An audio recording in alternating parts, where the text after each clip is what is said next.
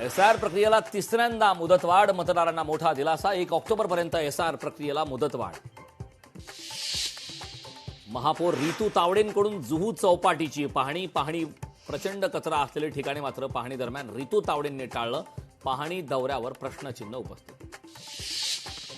अनेक दशकांपासून वन विभागाकडे असलेल्या संजय गांधी राष्ट्रीय उद्यानाच्या 193 एकर जमिनीला संरक्षण मिळावे.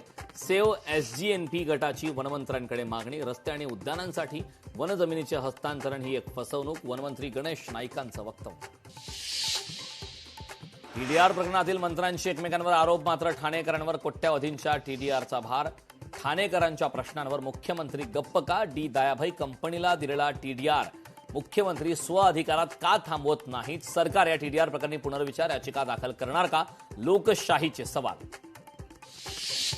आजपासून रिक्षा आणि टॅक्सी चालकांसाठी मराठी भाषेचे व्यावहारिक ज्ञान असणे अनिवार्य. मराठी भाषेचे ज्ञान नसलेल्या किंवा बोलता न येणाऱ्या चालकांवर कारवाई होणार.